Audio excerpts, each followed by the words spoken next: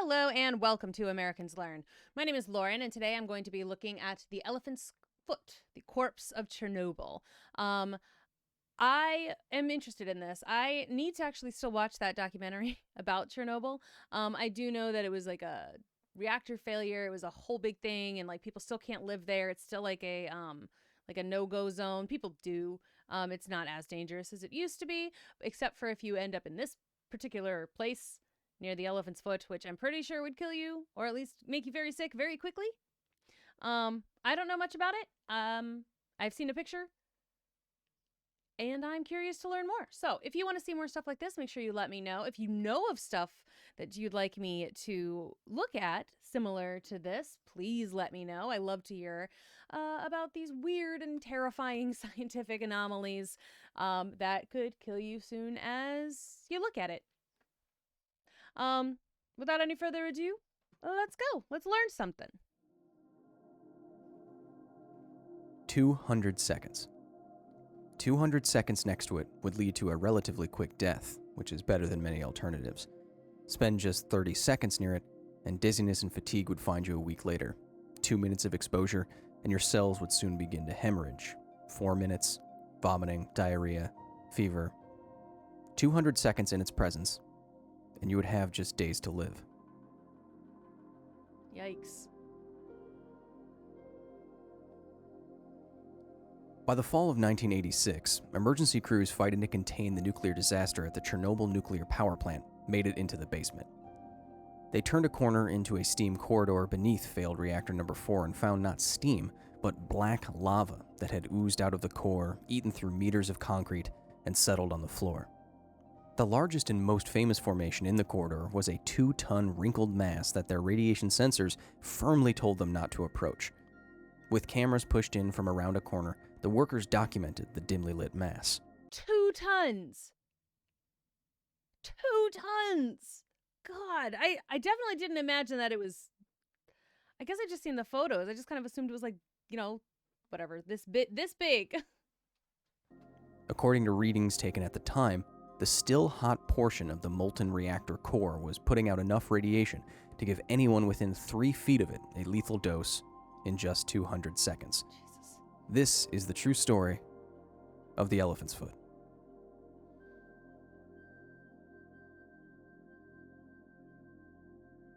During a routine test on April 26, 1986, reactor number 4 at the Chernobyl nuclear power plant experienced a power surge born of poor reactor design and human error, which triggered an emergency shutdown.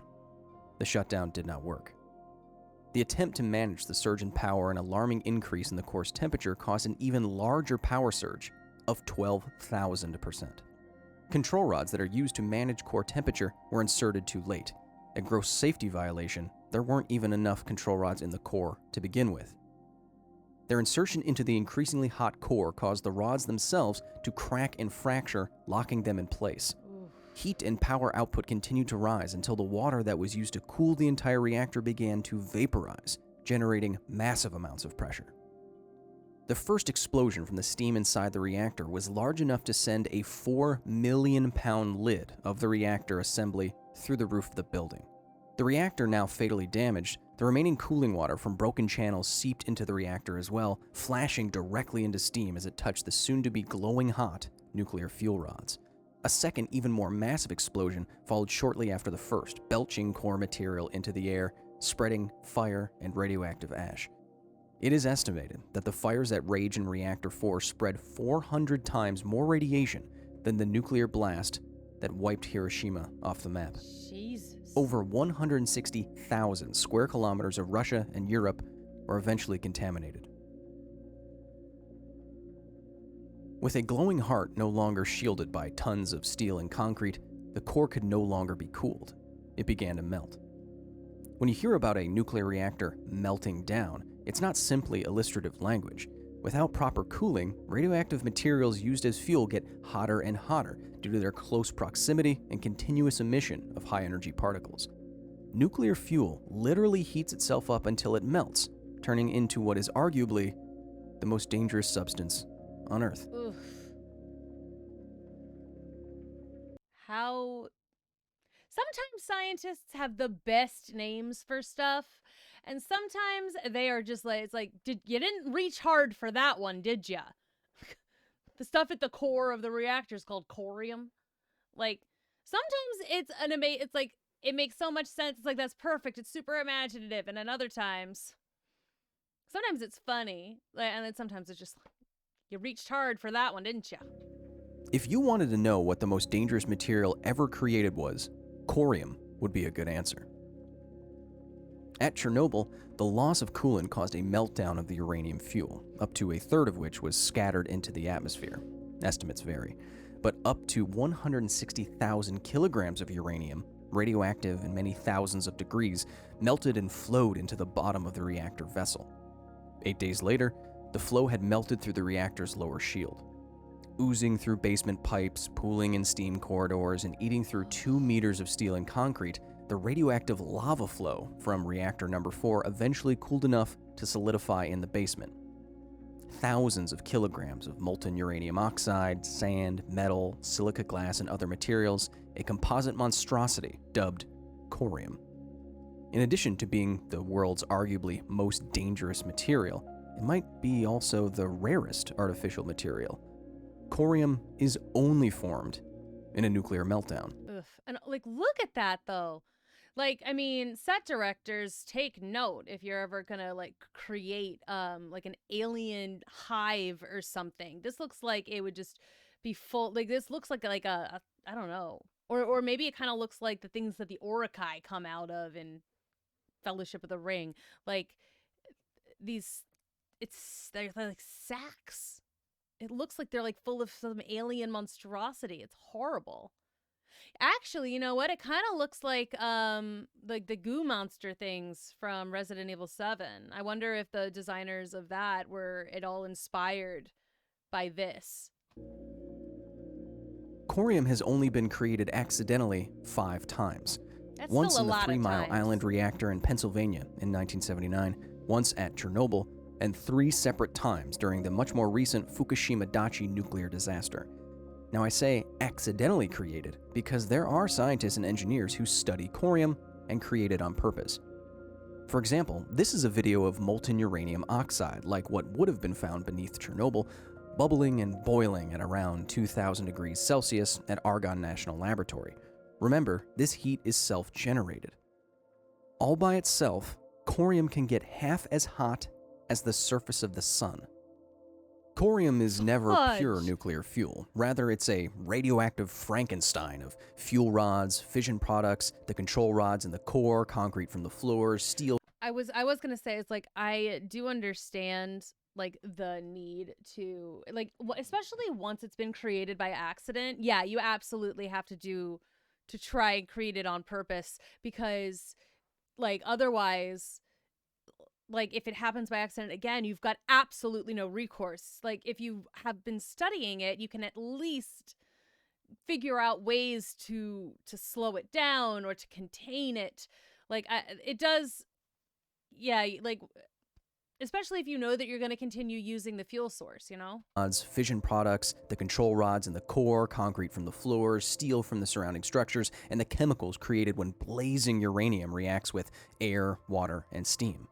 Here you can see a simulation of what corium actually does, easily disintegrating concrete as it escapes confinement.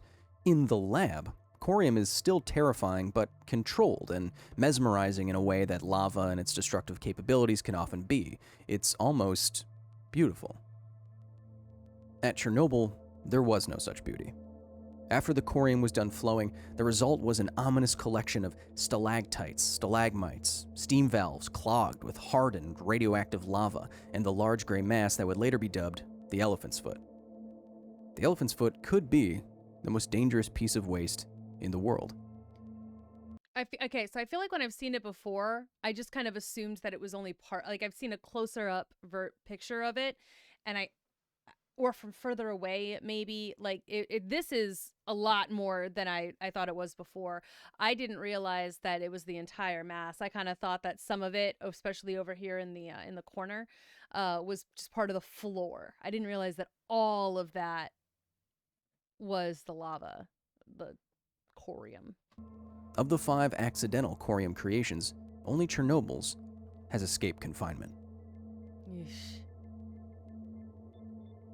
Radioactive atoms are unstable atoms. While something like hydrogen is just fine with a nucleus consisting of a single proton, radioactive elements like uranium, the most common isotope of which contains 92 protons and 146 neutrons, are not so happy. Photons, electrons, protons, and neutrons are randomly ejected from the nuclei of these large atoms, transforming them until something like plutonium degrades over time into a stable element like lead. Particles emitted from radioactive atoms are a form of ionizing radiation. That is, they have enough energy to rip apart the atoms and molecules they crash into, changing how they interact with other atoms and molecules, ionizing them. Non-ionizing radiation, on the other hand, like the kind emitted by your cell phone, does not have enough energy to break atomic bonds. Ionizing radiation, then, directly causes the terrible symptoms of radiation sickness by simply smashing through enough molecular machinery in your body. DNA can be repaired, new cells can be generated, but with enough nanoscopic damage, cells start to function irregularly or die outright, leading to cancer or organ failure, respectively. Because of the way radiation damages human cells by knocking atoms and molecules out of place, death by radiation is a, relatively speaking, slow one. Fever, nausea, confusion, cancer, organ failure. Up to a point, over time, treatment does help, but extremely high doses of radiation, like the kind that would be delivered by close contact with the elephant's foot, are always a death sentence. The more radiation released from a mass of atoms, the more dangerous it is. Reports from Chernobyl estimate that immediately after formation, the elephant's foot was emitting nearly 10,000 roentgens per hour. That sounds It like only a lot. takes about 1/10 of that rate to kill a person. A single hour next to the elephant's foot would expose you to the equivalent of over 4.5 million chest x-rays all at once. Shortly after... So I feel like it's one of those things that, like, if you end up next to it and then you realize it way too late, you're like, well, I've already been here a minute and a half. I guess I live here now until I die in hopefully an hour. The Chernobyl meltdown, nearly 600,000 workers descended on the site to help contain the escaping radiation. Knowingly or not, many of these workers were making the greatest sacrifice. 134 were hospitalized with acute radiation syndrome. 28 of them died within months following the incident, and current estimates put the total number of deaths from related cancers due to the contamination across Russia and Europe somewhere between 9 and 16,000. Jesus! That's a big gap, dude! Huh! They can't narrow that down. Oh my god. That's a huge gap, too. And 9,000 alone, I thought was going to be bad, but between 9 and 6, that's a 9,000 or double that almost. Like, Jesus. After the nuclear fires at Chernobyl were finally controlled, a feat which took 9 full days, workers scrambled to contain the invisible dangers of the failed core. In May of 1986, construction began on the sarcophagus, a gigantic concrete enclosure built to seal off the radiation from the outside world. But the ruins would never be entirely contained, even after the installation of a much larger tomb in 2016. The Chernobyl sarcophagus is outfitted with access points, allowing researchers to observe the core and workers to enter. In December of 1986, researchers discovered the elephant's foot. It was a couple of meters across, over 4,000 kilograms, and put out enough radiation to prevent anyone from getting near it for more than just a few seconds. But despite the dangers, we have pictures like this one of the deadly mass. How? Well, from a safe distance, workers, or liquidators as they were called, rigged up a crude wheeled camera contraption and pushed it slowly and from around a corner towards the elephant's foot. This photo, almost never seen in discussions of the elephant's foot, was taken in 1990, 4 years after the incident. The slide the photo is on was given to a Dr. Bill Zoller at the University of Washington's Department of Chemistry. All right, so actually I think, weirdly enough, this is the only photo I've ever seen of the elephant's foot, which is probably why I didn't realize just how big it was. And like I think I only ever thought that the bit at the back was part of it. I don't think I was counting the sludge off to the side. The caption reads, quote, "This is a slide I obtained from the Russians. It shows what is called the elephant's foot. The Russians obtained this picture by sending a man down there with a camera. He took one picture and then came back up. I was told that he died from the radiation he had received. This picture cost a man his life." End quote. When this photo of the elephant's foot was taken, Actually, I lied. I have. This is the photo that I usually see. 10 years after the disaster, I pay attention. I know what I'm talking about. the elephant's foot was only emitting 1/10 of the radiation it once had been. Still, merely 500 seconds of exposure at this level would bring on mild radiation sickness, and a little over an hour of exposure would be fatal. Jesus. Another photo, a timed selfie by Russian nuclear inspector Artur Korneyev, is arguably the most famous and most disturbing photo. Really? I've never seen this one before. This is the most famous. I mean, it looks like a little ghost, but I thought that was. I honestly thought when he showed it earlier, I thought it was like a manipulation. Like I thought he'd like photoshopped it. It's a really cool picture. I've never seen this one. Of the elephant's foot. According to an investigation by Atlas Obscura, the ghostly image of Artur is likely not due to anything spooky, just the shutter speed, as is the time-lapse-like streak from the flashlight. But the grittiness you see in the photo, that's from the radiation. What? Over time, the elephant's foot has decomposed. It has puffed dust while its surface cracked. But more than 30 years later, it is still quite dangerous. In 2001, levels were measured that would give you a lethal dose of radiation in under 60 minutes. Extrapolating from how radiation sources degrade over time, today that deadly limit is probably a few hours. And today, the elephant's foot, once nuclear lava eating through the corpse of Chernobyl, is still hotter than the surrounding air temperature and environment thanks to the radioactive heat pulsing inside of it. Born of human error, continually generating heat in the basement of a failed power plant, the elephant's foot is still melting into the base of Chernobyl, albeit very slowly. If it hits groundwater, scientists still worry that it could trigger another explosion like the one that killed the core and lifted 4 million pounds like it was a paperweight. Another explosion, really, from hitting the water? I would have thought that like it hit the water and like that would be like a whole new slew of radiation poisoning problems, but another explosion? Or it could leach radioactive material into the water That's what that I nearby thought. residents drink. Long after bleeding from the core, this unique piece of waste continues to be a terrifying testament to the potential dangers of nuclear power, This person should probably be in a better hazmat suit, yeah? even though nuclear power as a whole is extremely safe. Until it is finally removed, if it ever is, the elephant's foot will be there for centuries, sitting in the dark basement of a concrete and steel sarcophagus, a symbol of one of humankind's most powerful tools gone wrong.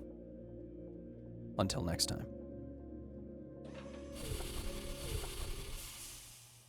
Thank you so much to the very nerdy staff at the facility for their direct and substantial support in the creation of this here video. Today especially, I want to recognize research assistant Jenny Dowd and visiting scholar Patricio Normanbuena. If you want to join the staff, if you want to drape on a silky white lab coat, talk every day with me on Discord, get behind the scenes stuff, and get episodes early, you can go to patreon.com/Kyle Hill and join the facility staff today. And hey, if you support us just enough, you get your name on Aria here each and every week. And as you can see, there's literally hundreds of you. So I have no idea how I'm going to pass the... I kind of have to take responsibility for this one. So I know it's going to sound like I'm tooting my own horn or reading into it, but my essay in 2013 about the elephant's foot on Nautilus got millions and millions and millions of views, the most read thing they ever had on their website. And I believe, looking to Google search results and trends, that bringing the elephant's foot back into public consciousness was kind of my doing. Cool. So I'm part of the legacy too, which is fine. Good for him. Good for him. He had fantastic hair. Very shiny. All right. Oh, wow. Hi. That was interesting. Very interesting. I didn't most of that stuff I did not know. I did not know. Again, like I said, I'd seen like one or two photos of it before. I really do feel like I'd seen that farther away photo and that the slightly closer up one. Really feel like I saw both, but I didn't ever see the one with the ghost. And he said that's like the most well known one. I'm like, I don't know, I'd never seen that. I knew that it was incredibly dangerous and like being near it for a few minutes would potentially kill you. I kind of thought it was a faster acting death, like faster than the usual radiation poisoning kills you. Because I know that that can take a long, long time to fully end, you know, a life, depending on how close you were for how long, how much radiation. I thought it was much faster. So, um, well, wonderful. And he apparently also has a video that says that he got access to Chernobyl's deadliest area. So if you want to see me react to that, let me know. If you want to see other stuff about Chernobyl, if you want to see other things about science disasters, or if you want to see stuff about, I don't know, space or the ocean, let me know. And if there's something specific that you want me to look at, please tell me. I would be fascinated to learn more about all of this stuff. I'm always interested in learning a little bit more about things that I have no idea about. So thank you very much for watching. I hope you enjoyed, and I will see you in the next one. Bye.